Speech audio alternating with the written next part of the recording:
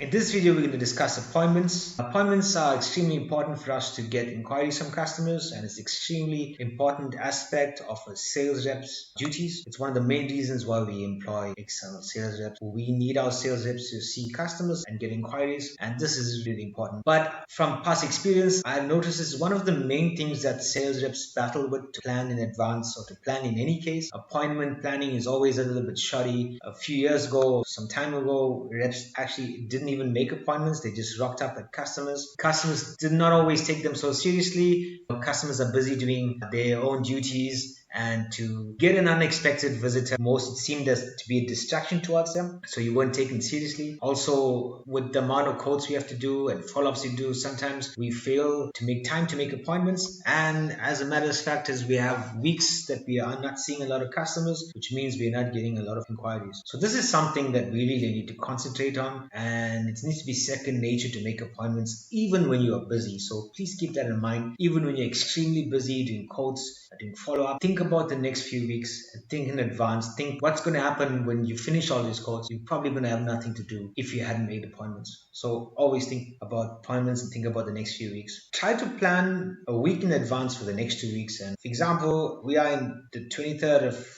August right now, and you should be in this week, you should be planning for the week of the 29th of August and the week of the 5th of August, 5th of September. So you should be planning for these 2 weeks if you are in the week of the 20th. Generally, if you're trying to make appointments, if you are on Tuesday, 23rd of August, and trying to make appointments the next day and a few days after that, firstly, it's going to be rushed because you have other things to do within the day and you're not thinking as well as in advance as we would like you to think, and we're not be using the other methods that I'm about to discuss. But also, it's too short notice to the customer, and they're most likely to say no. So make sure you plan at least a week in advance for the next 2 weeks. And why I say plan 2 weeks in advance is that it gives customers less room to say no to you. If you call up a customer and say, I'd like to see you next week, and they say, I'm busy next week, you can always say, what about the week after? And that's a simple tactic that you could use to make sure you secure appointments, because I feel a lot of times sales reps, as soon as they get a no from the customer, they'll put the phone down. But you can always ask, what about the week after? What about the week after that? If you're planning well in advance and by using your calendar, you can secure the date for the customer and you can plan accordingly. So this is why it's important to use your calendar and to think in advance about appointments. Always block off your calendar for things that you do that's in the office, or like admin, tenders, product training, or any other physical training at either Dev in the warehouse. Make sure you block off your calendar way in advance, because if you don't, then you're gonna double book or you're gonna book something that you'll have to cancel. But it also gives you an idea of available spaces you have in your calendar to make appointments. We use a booking system integrated with CRM that we have discussed in our CRM videos that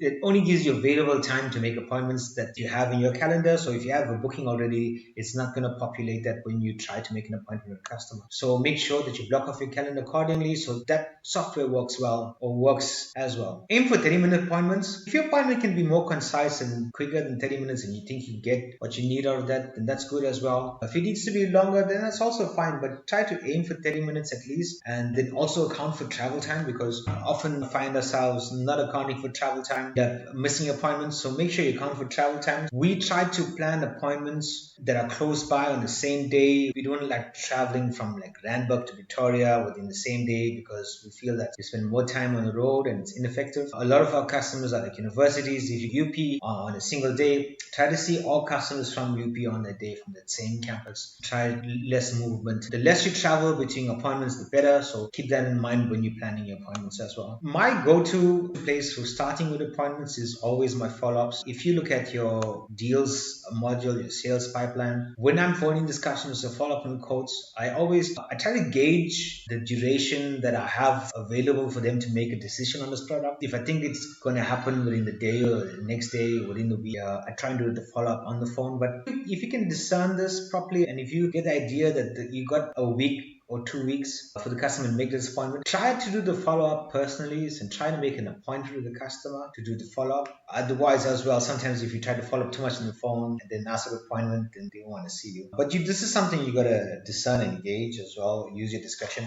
But while you're in your pipeline, and if you make an appointment with a customer, for example, this customer requested some flammable cabinets, you can phone to follow up on the flammable cabinets and make an appointment, maybe regardless of to see the customer within the next week or so. So for example, we would call that customer, we could look at 29th August to make that appointment. If you make that appointment on 29th of August, then you know we are going to WITS on that day. The next step for me would be to look within the sales pipeline to see what other WITS customers we have quoted. Obviously, there are filters that you can use to quickly do this. And then you find the customers that we have quoted in the sales pipeline and then prioritize the appointments. So fill up the rest of the 29th of August with customers from WITS or very close by. It depends on where the customer is actually. For example, we have another one here for WITS Marine. My next step would be to go to my contacts module and look for other customers within WITS. So my next step would be to actually find the customers that are from WITS from the same campus, obviously, because sometimes universities are different campuses, and make appointments with these customers from that campus. So when you do that, you'll fill up that day. And while you're doing that, if a customer is not able to see you, you can always ask for another day. You can go to WITS 2 days in a row. If you have enough appointments to see in both days, there's nothing wrong with that. So, for example, if you call Raquel and you got an appointment on the 29th of August, and then you call Marine and she couldn't do 29th of August, but she could do 30th of August, or she could do 5th of September. Book the date while you're there, then fill those 2 dates up with WITS customers. So these are gold because customers will often give you much more information when you are visiting them rather than on the phone. It also gives you an opportunity to do site evaluations as well. So you can do your site evaluation and measure up and see what else is in the customer's lab. So use that information. When you're looking at your CRM contacts module, please keep in mind that we're going to try and make as many